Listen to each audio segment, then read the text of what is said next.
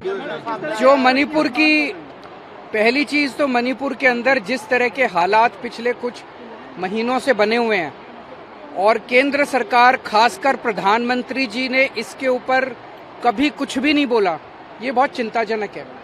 कोई कार्रवाई नहीं की गई इस बारे में। और कोई दूसरी चीज, जो कल वीडियो पूरा वायरल हुआ जिसमें दो बहनों को जिस तरह से निर्वस्त्र करके उनको परेड किया गया और उनके साथ सामूहिक तौर पे गलत काम किए गए, उससे पूरा देश की आत्मा झकझोर दी है उन वीडियोस ने।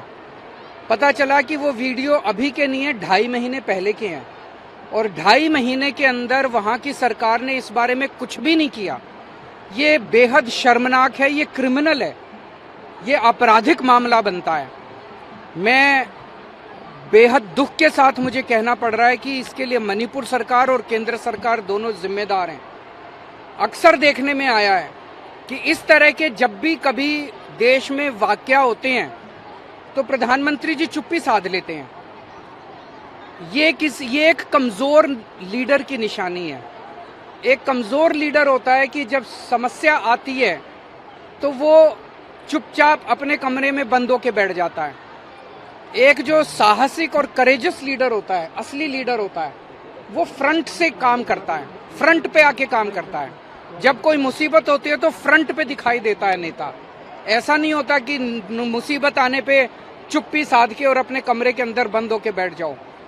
तो ये बेहद दुख की बात है कि 2, 2.5, 3 महीने से जब से मणिपुर की समस्या हुई है, प्रधानमंत्री जी चुप्पी साध के अपने कमरे में बैठे हैं। ये एक बहुत कमजोर नेता की निशानी है और बहुत दुख की बात है कि ऐसे सेंसिटिव टाइम के अंदर प्रधानमंत्री जी ने कोई कदम नहीं उठाया। अगर समय पे कदम उठाया होता तो हमारी इन बहनों के साथ ऐसा अन्याय नहीं होता। दूसरा, मणिपुर के सीएम का ये बयान अभी मैं थोड़ी देर पहले देख रहा था कि ये एक घटना थोड़ी है, ऐसी तो बहुत घटनाएं घटी हैं। इसका मतलब तो पता नहीं कितनी बहनों के साथ ऐसा हुआ है मणिपुर के अंदर।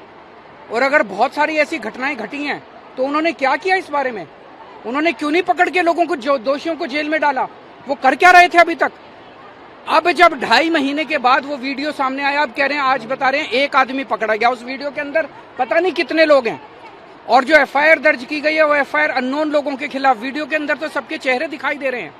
तो ये सरकार की बिल्कुल क्रिमिनल, जो भी कह लीजिए, कॉन्स्पिरेसी, नेग्लिजेंस, उसके अंदर कल्यूजन, जो भी कह लीजिए, लेकिन पूरे देश की आत्मा को इस इंसिडेंट ने झकझोर के इस्तीफे की मांग की जा रही है वहाँ के सीएम की। क्या आप भी मांग करेंगे उनको इस्तीफा देना चाहिए? क्योंकि पहले भी वो पेशकश कर चुके थे उनका सीएम जो इस्तीफा। मेरा सबसे पहला है कि मणिपुर के अंदर शांति बहाल की जाए, जैसे भी की जाए, जिस भी तरीके से शांति बहाल की जाए। ये एक ऐसा सेंसिटिव मामला है जिसमें मैं कोई राजनीति नहीं करना चाहूंगा, लेकिन कुछ भी करके प्रधानमंत्री जी को सामने आना पड़ेगा।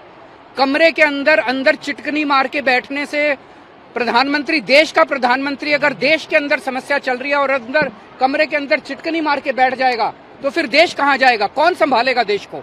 प्रधानमंत्री जी को सामने आके और इसकी जिम्मेदारी लेनी पड़ेगी और कुछ ना कुछ कठोर और इफेक्टिव कदम उठाने पड़ेंगे।